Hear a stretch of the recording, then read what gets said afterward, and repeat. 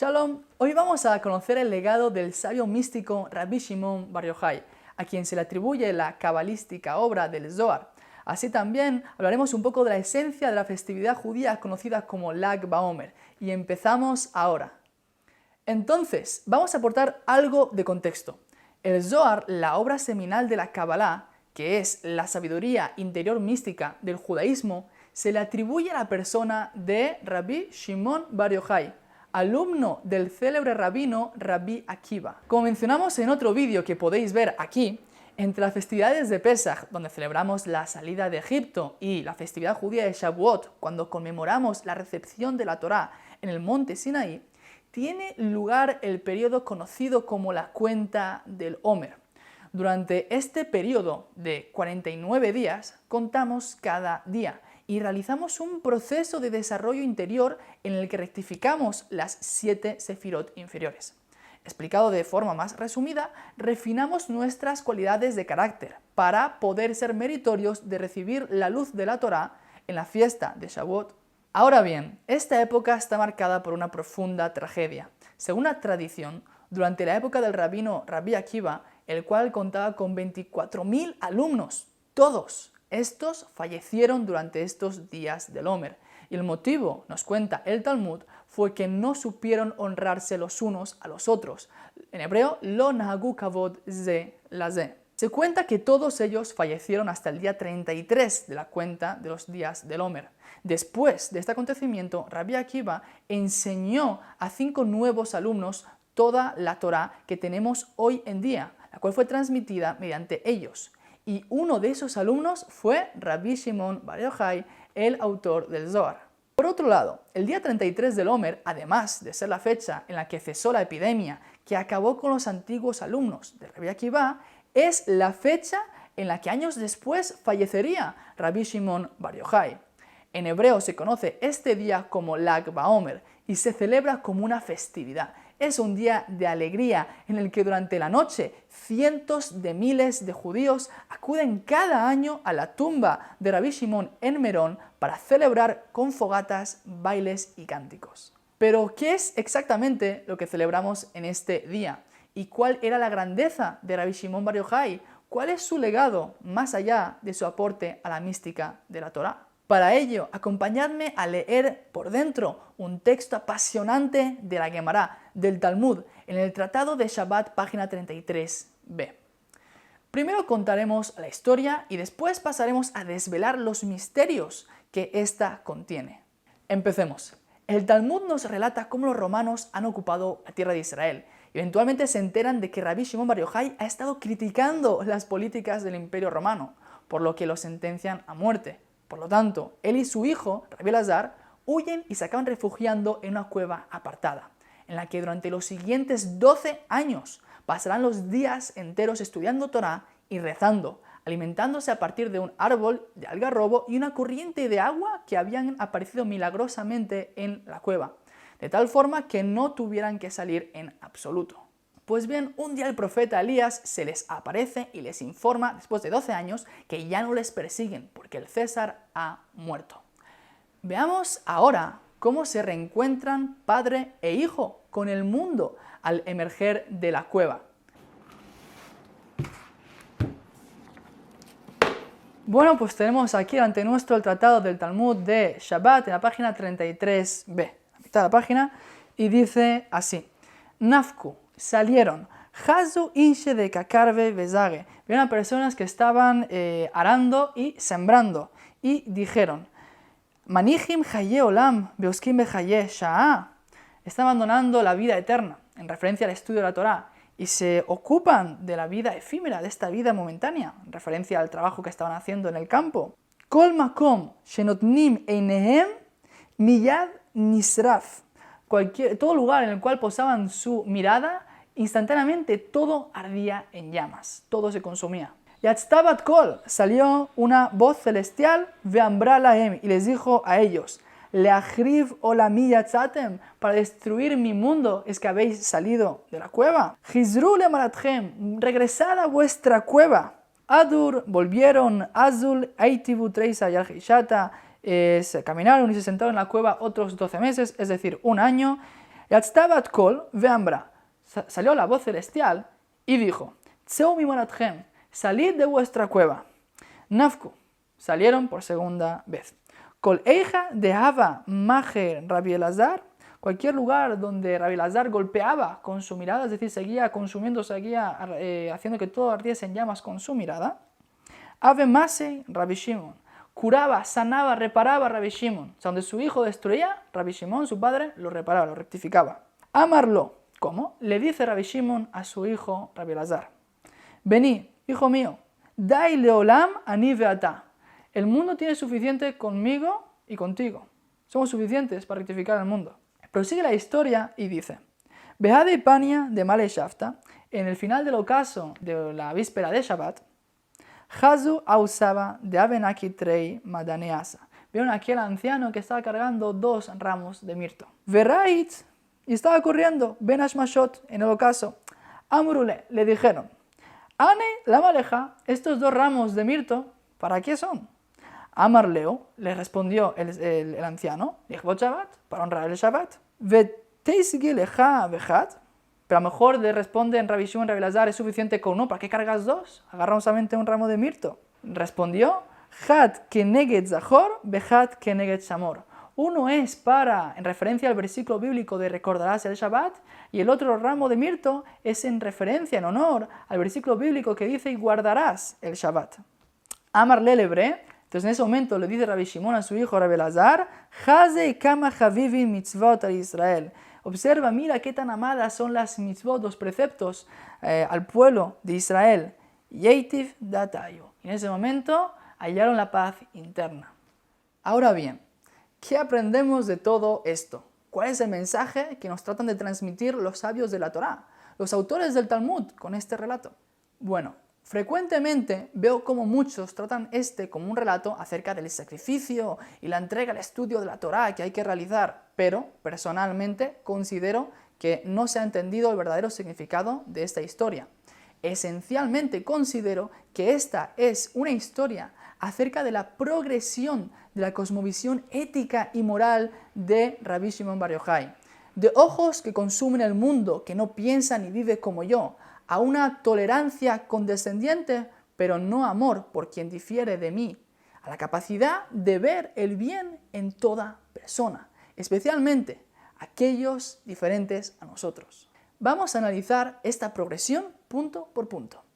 En la primera etapa de la historia que hemos contado, durante los 12 primeros años que Rabbi Shimon y su hijo Rabbi Elazar permanecieron escondidos de los romanos en la cueva, cada instante del día se ocupaban en el estudio profundo, místico de la Torá, por lo que cuando salieron estaban esencialmente conectados con Dios.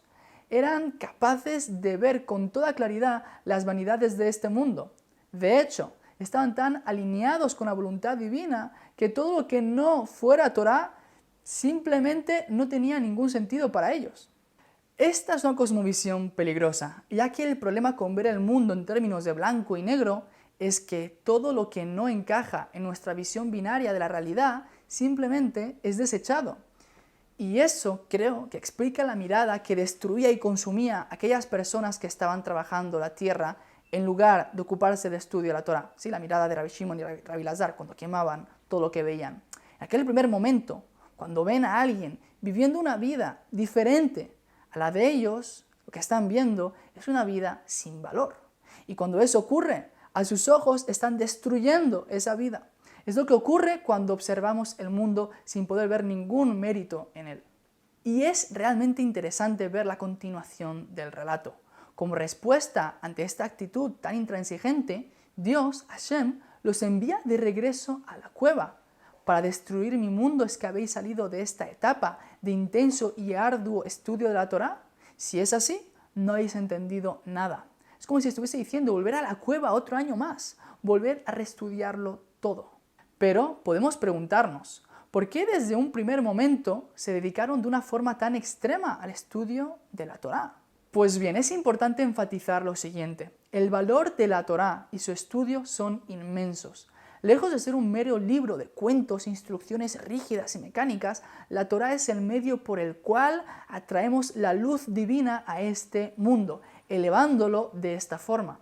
Al cumplir con el precepto del estudio de la Torá, nos explican los sabios cabalistas, estamos llenando el mundo de luz divina y por ende lo estamos rectificando más que mediante cualquier otro precepto. Como está escrito, Talmud Torah Keneged Kulam. El estudio de la Torá equivale al cumplimiento de todo el resto de preceptos. Esa es la razón por la cual Rabbi Shimon y su hijo estudiaron durante tanto tiempo y tan intensamente.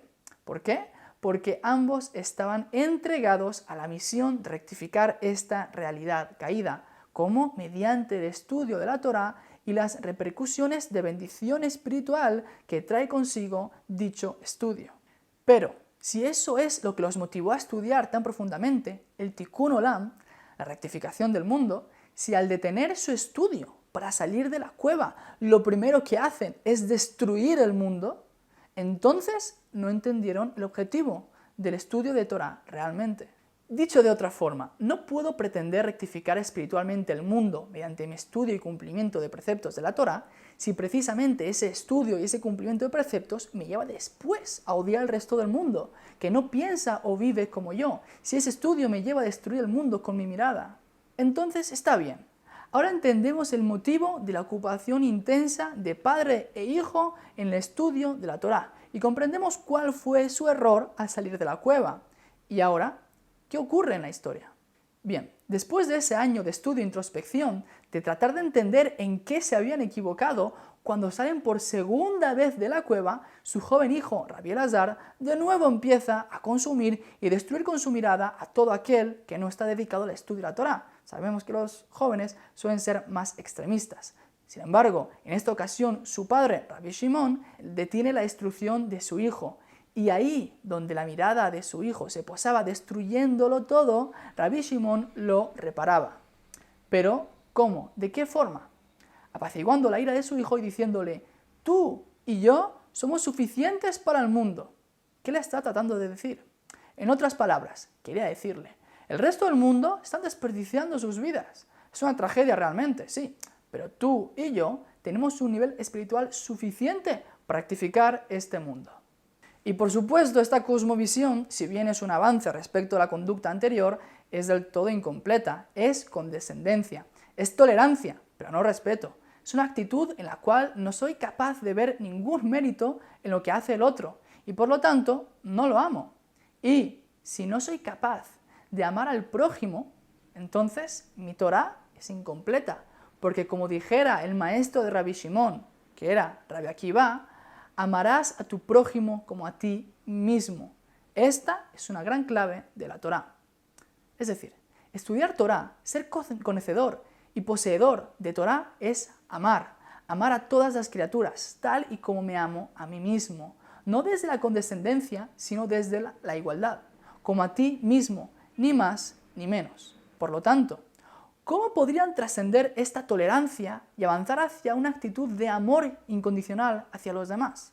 Pues bien, para completar y desarrollar en su máxima expresión esta capacidad de amar al otro y ver sus méritos aun cuando su modo de vida y su modo de pensar difiere del mío, Rabbi Shimon Bar Yochai y su hijo Rabbi Elazar precisaron de una última enseñanza. En la víspera de Shabbat, a pocos minutos de dar comienzo el séptimo día de la semana, se encuentran con un anciano apresurado, corriendo por el campo al ocaso, cargando 2 ramas de mirto.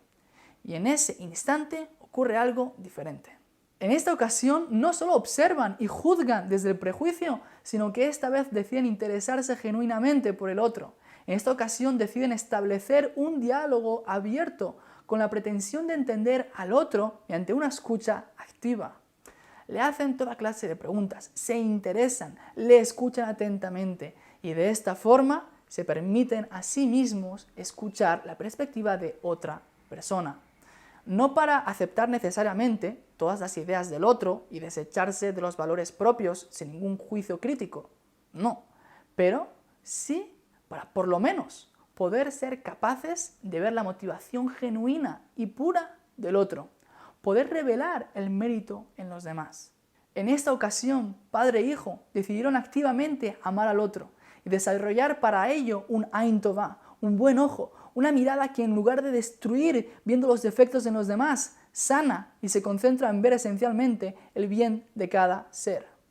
Después de su experiencia al salir de la cueva, entendieron que el tikkun, la rectificación espiritual que produce el estudio de Torá, tan esencial, tan necesaria para el mundo, debe fundamentarse primero en una mirada y una perspectiva personales que hagan tikkun en el mundo, que rectifiquen el mundo.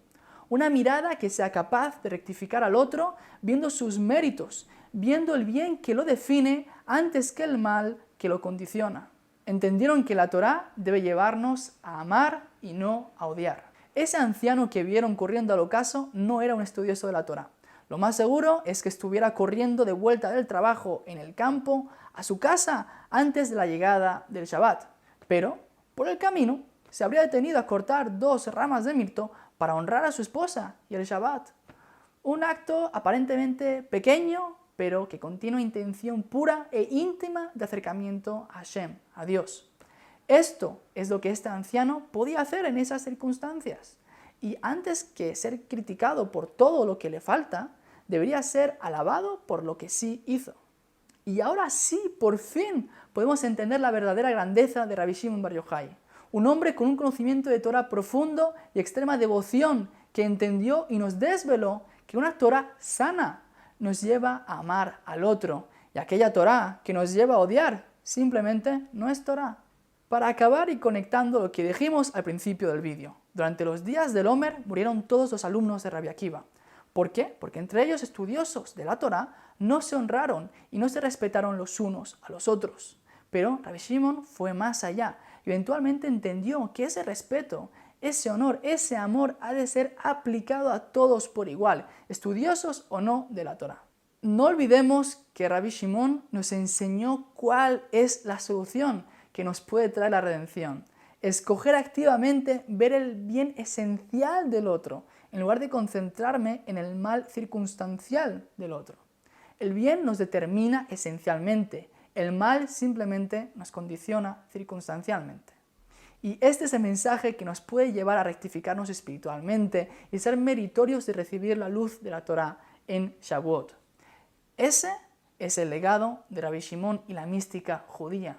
Una Torá que sana, una Torá que ama. Lag BaOmer Sameach.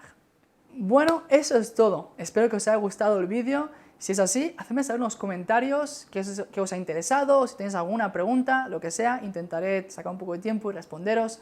La verdad que hace bastante tiempo, algunas semanas que no logro publicar vídeos, muchos ajetreos entre la universidad, el trabajo, un curso de coaching que estoy haciendo, pero esta es mi pasión, lo amo y eventualmente cuando tenga tiempo sacaré más vídeos como estos. Hacedme saber en los comentarios también qué temas os interesan más. Y nada, Lag BaOmer Sameach y que tengáis un Shabbat Shalom. No os olvidéis de suscribiros al canal y dejar un like. Shabbat Shalom.